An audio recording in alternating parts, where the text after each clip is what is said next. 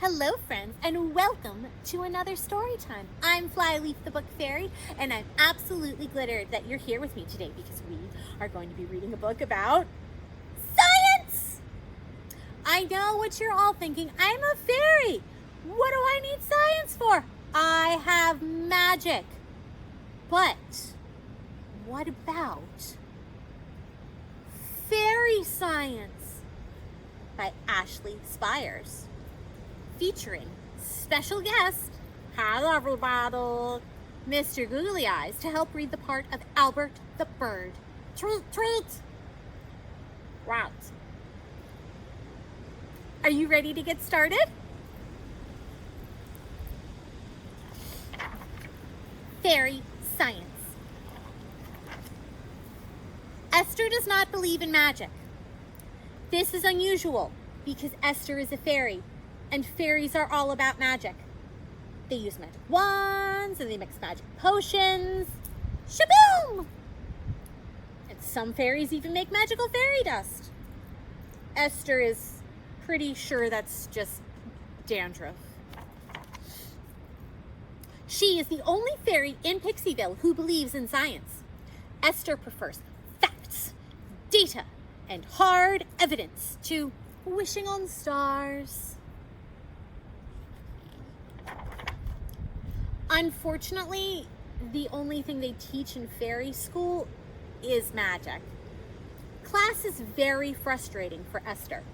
Fairies were born when a drop of rain passed through a rainbow and landed on a flower bud. When the flower bloomed, the first fairy took flight.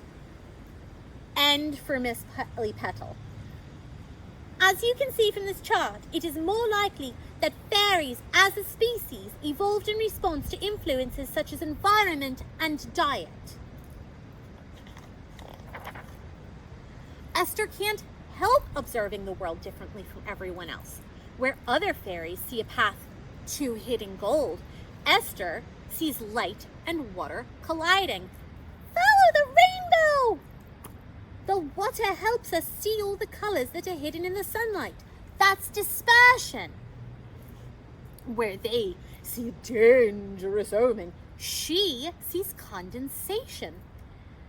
When the temperature is just right, water droplets are suspended in the air. Boom!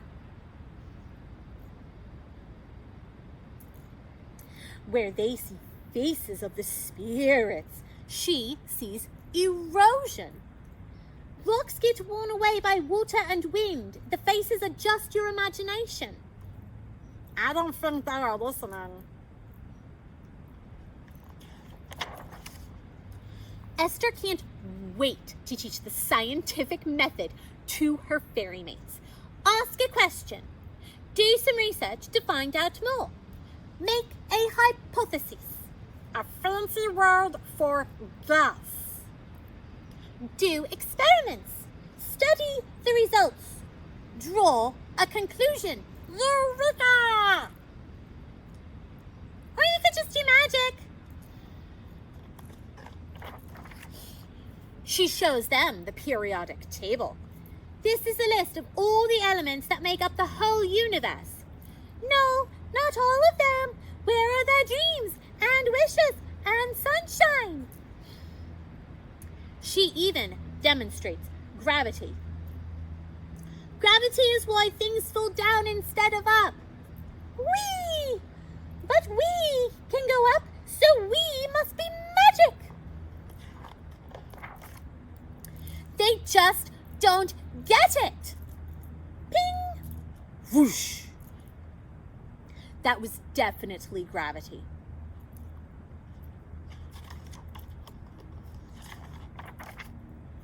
And there is definitely something wrong with this tree.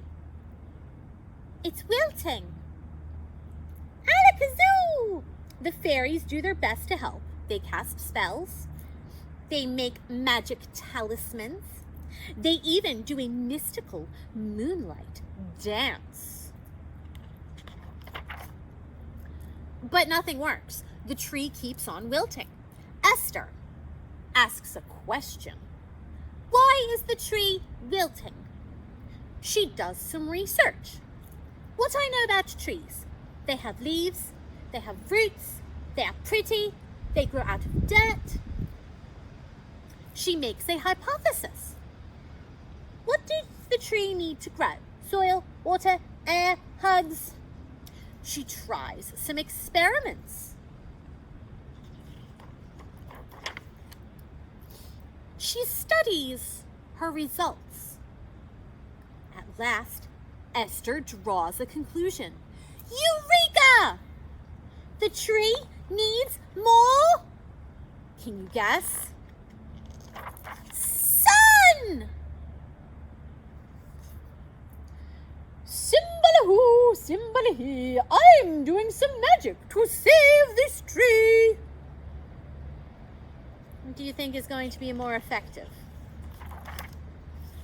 Now, she waits for the sun to do its work.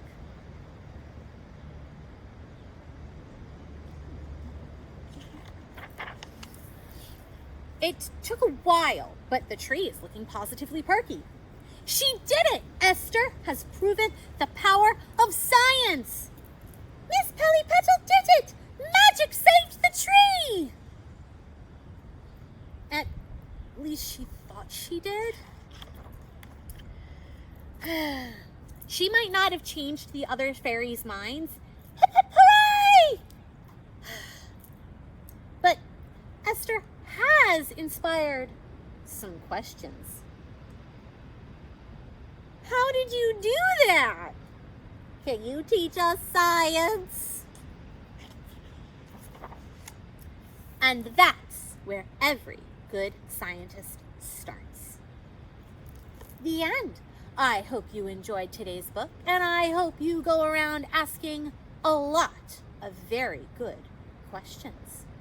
Thank you for helping me, Mr. Googly Eyes. I didn't get to help a lot. I know you didn't get to help a lot, but the help you did give was greatly appreciated. So, thank you. You're welcome. Goodbye, everybody. Goodbye, friends. We'll see you another day.